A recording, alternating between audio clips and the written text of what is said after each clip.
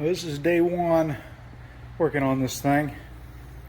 This is a 1952 Ferguson, I believe it's a T30 model. I've got the gas tank off. I pulled the float, or not the float bowl, the sediment bowl off.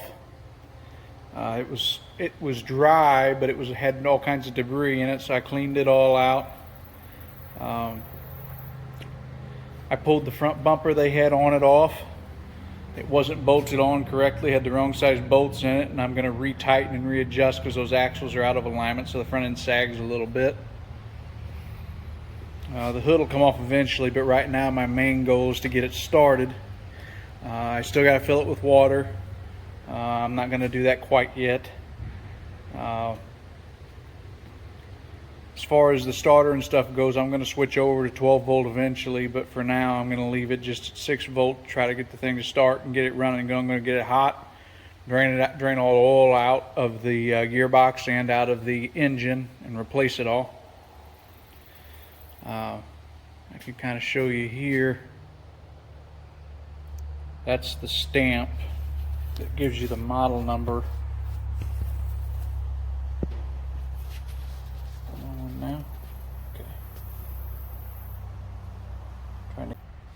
Anyway, right here is where the serial number is, and the serial number on this particular tractor is 3963 is the serial number on this tractor. The tires are all tubed.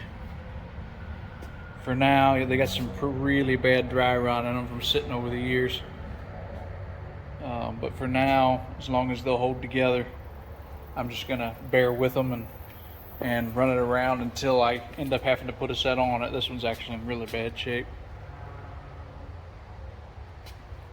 But with them being tubed, they'll hold air, I'm sure, for a while. I pulled the air cleaner off to clean it all up, and I got it apart and sitting over on the bench. I got it about cleaned up and ready to go. I just got to reassemble it. Here's the fuel tank. Fuel tank's just 4 bolts. There's 2 on this end and 2 on the other one, just the same. I'm going to put some fuel and some marbles in there and try to knock all the rust out of it. It's got a little bit. When I say all the rust, it's not terrible.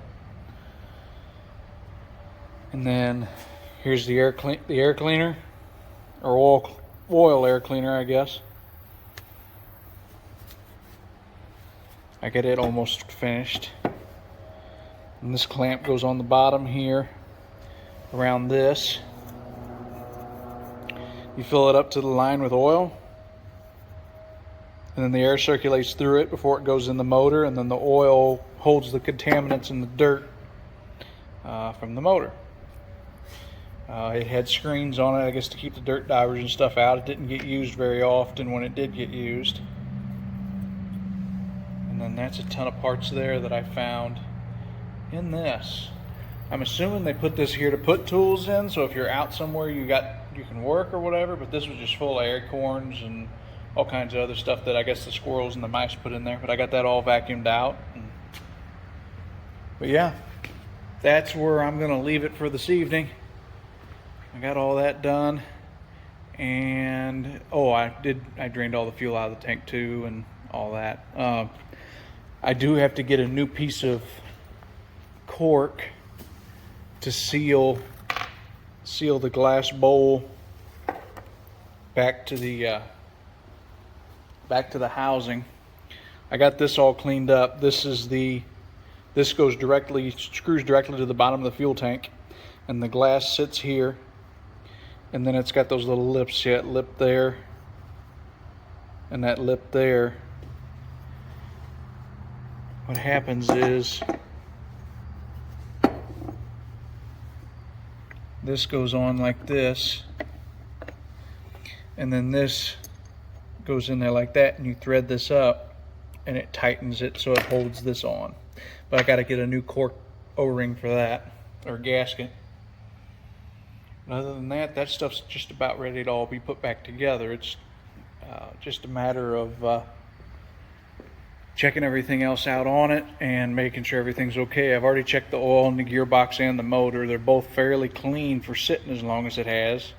but I'm going to run it for about an hour, and then I'm going to dump all that old oil out of both the gearbox and the motor and replace it with new. It needs a new battery. I got a little bit of a wiring messed debacle. I got wires cut here that go to the headlights. This one still has a headlight in it. This one does not, but they're both still mounted. They ain't been broke off or nothing. And then, like I said here, I'm going to pull these bolts out and replace them with new ones here, and tighten them all back up and put a new bolt in here to hold the bumper that they had on it. And I'm probably going to either repair or replace this. So anyway, that's just a little bit of a overview of what I've got done on it so far.